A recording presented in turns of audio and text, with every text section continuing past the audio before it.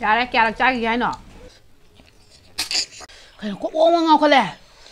Ko ngao dra. Ngao. Morok bang tare. Jing ka lak banda.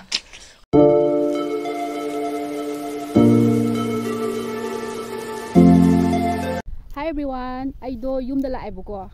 Tharoi challenge tawbagi tharoi khunba la aine buko. Aidi tharoi khunba haite tharoi khunba yaw buko. Angang gai koi chanu pijing isa jing khulan ge adu digi video do myam sarake myam. Rai na khulan duine buko tharoi do. Koi isi hoigi farm dene buko khundi je. Atopa la bukta teba.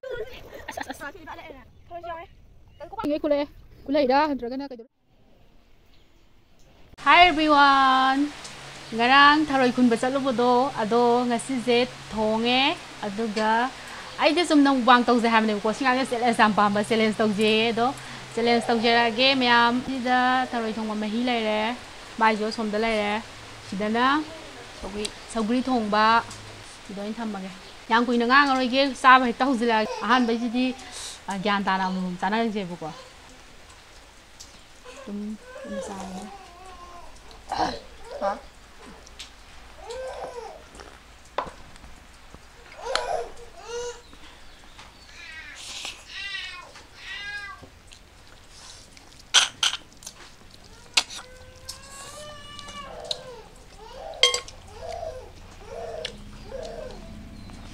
Yara kya rak chagi hai no.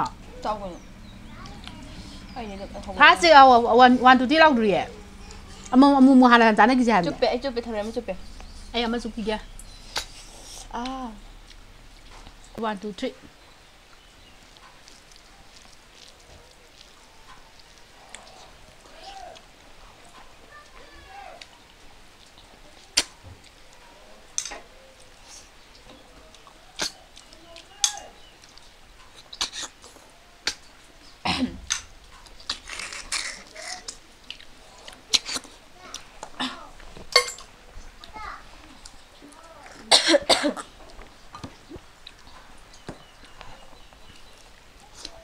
Hỏi em rồi đó.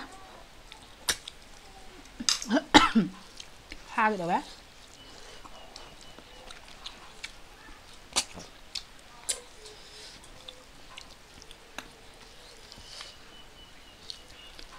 Thôi má thùng này.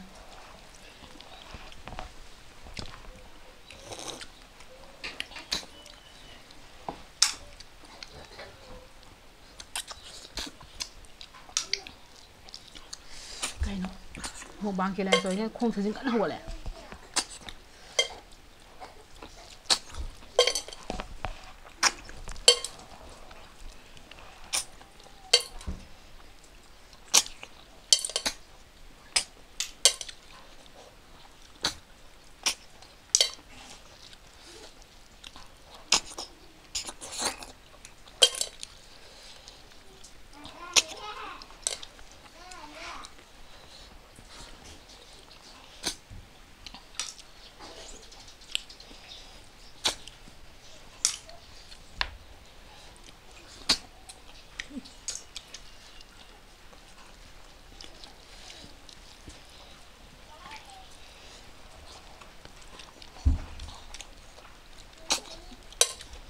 Một chứ thế.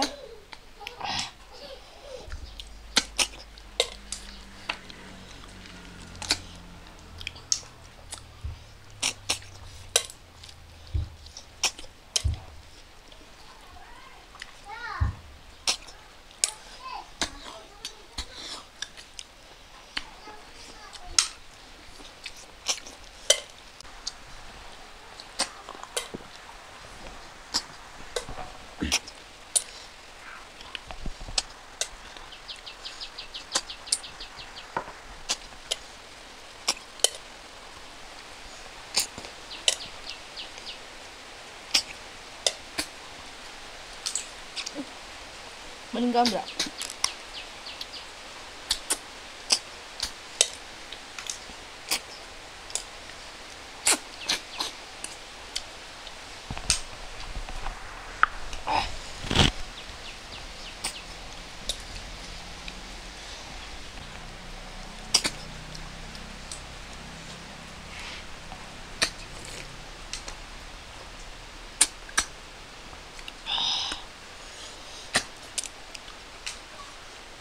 이 많이 갔대.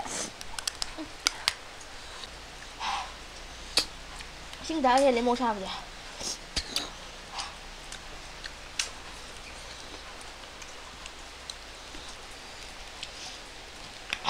말로 전해.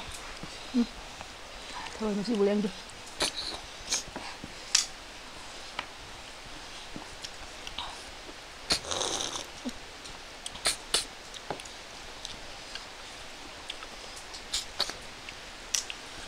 Mai đi ăn thùng mà nè.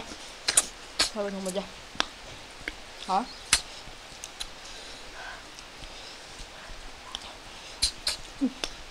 ya udah apa ini ya mama aja waktu ke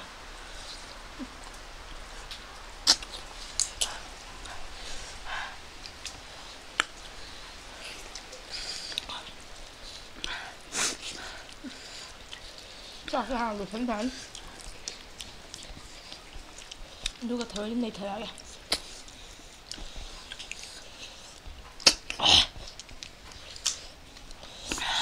이거 잘나 눈이 거. 된거 되게 저기 되게.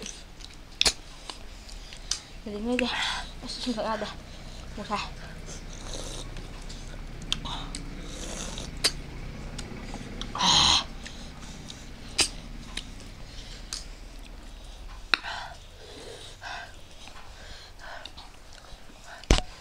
먹지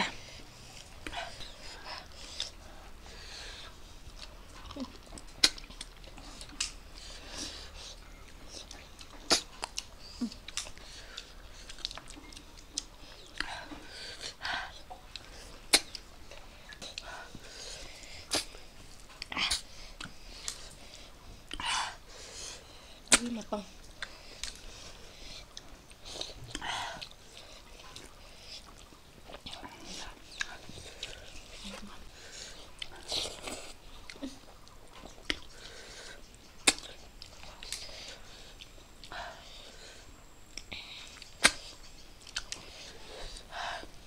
난 이제 짝지 응원도 해 나쁜 말해.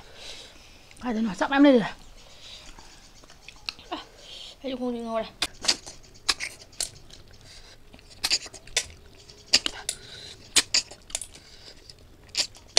đi lên sâu ra đó một chút sắp thà lên cái nào 난 오늘 더 인형 흘리도 봐. 나는 뭐로 왔래 하지?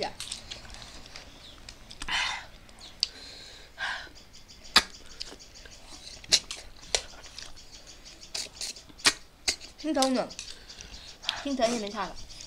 một thằng này cũng ngọc hoa lộc vàng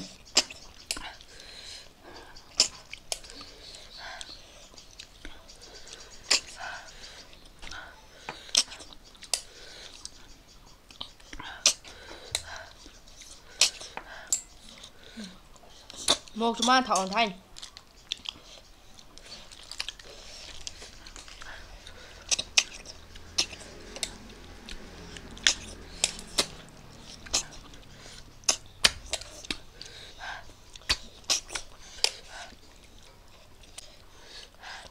mẹ làm gì con sao rồi đi bà hay đi chặt cho này.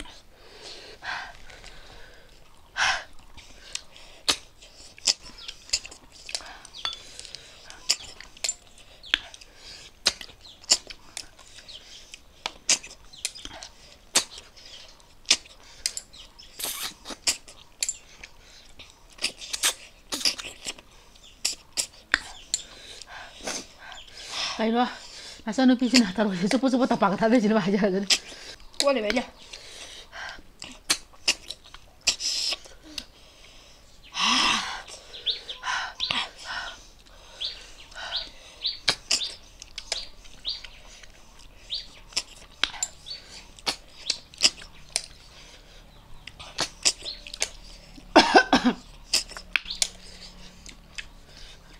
Ngon này.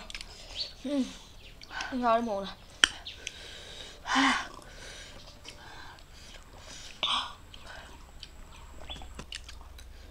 Xin gì thải á.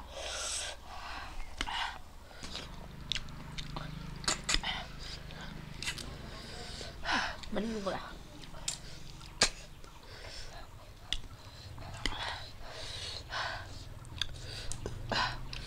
thế đi Morok bang tare. Han bi thubi ga ngamdra.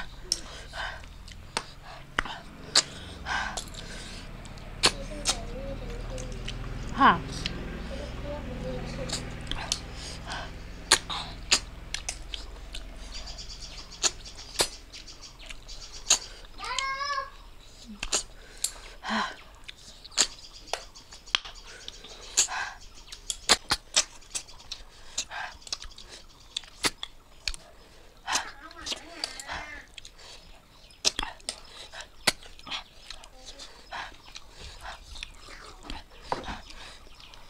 Kaya ko ngao ka le.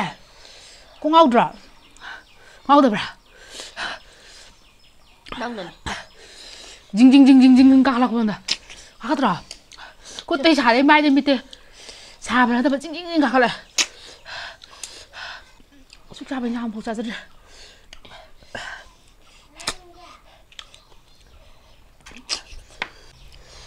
시제 코마가 제 thabo sẽ kì vậy nga đâu vậy là nó bang nó nhau đều vậy nè nhang thùng mà thế đây một lô kia to hơn này vào hơi nằm mà đấy một cái xà đi thùng biết lau đi mà thùng mà thế đây lấy lưỡi thắt chân bạn không ngao đi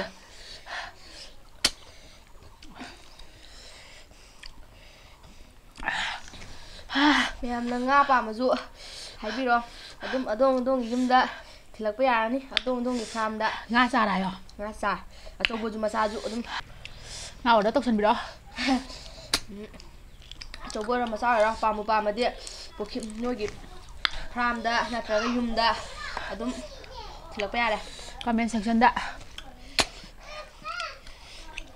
không mà chắc gì vậy nhưng mà bộ ruộng ạ cha lùm cha anh nhà bảo có tiền đấy kì có đào cho thằng bốc chắc kì vậy ôi mà hay bữa đi mua khăn cha bây giờ xài được phải chứ thấy là như thế để xài mà chứ có tất thể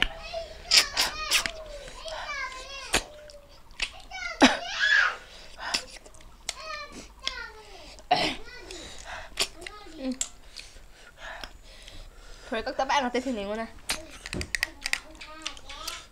nói tiền có thân rồi bà anh chị sao rồi cô mày đi nè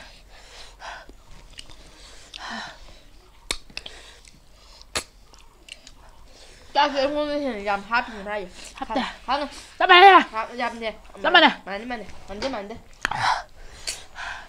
nói gì u đập à nó bị tao rồi nè đâyมึงthằng bố tôi này xe lên xe flop cho tàu ma là nó có thằng ăn lên vậy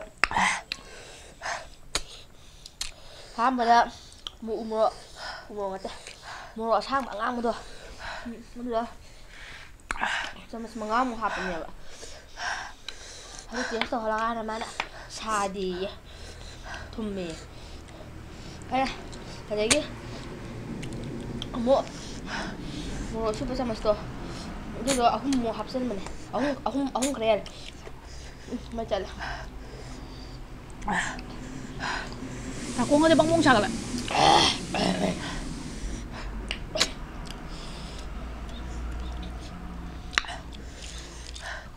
coba tengah ngắm bên ngắm bên kan nó thâu đi ra đẹp nhang thì anh tăng khá mới là nhang mình lúc chả được ra giờ đang dọa cái năng ngầm một câu quen à cái nó hay gì bỏ xe lên sao chứ luôn đây xin ai mà từ này xin mấy chắc là ra đi bảo nhang tụi nó sao mua cái đầu bà mua hai thằng ngon rồi đây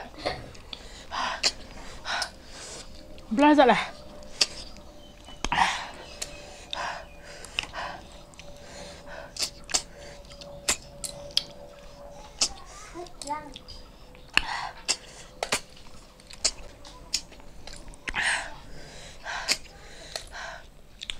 rồi giấy này ăn được này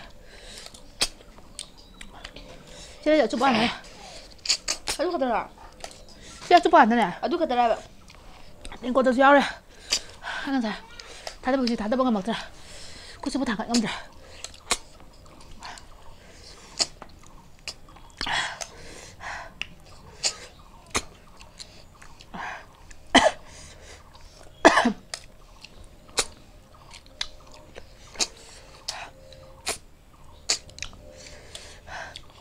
ꯑꯩꯈꯣꯏ ꯊꯔꯣꯏꯗꯤ ꯄꯤꯁꯜꯂꯤꯉꯩ ꯆꯥꯒꯅꯤ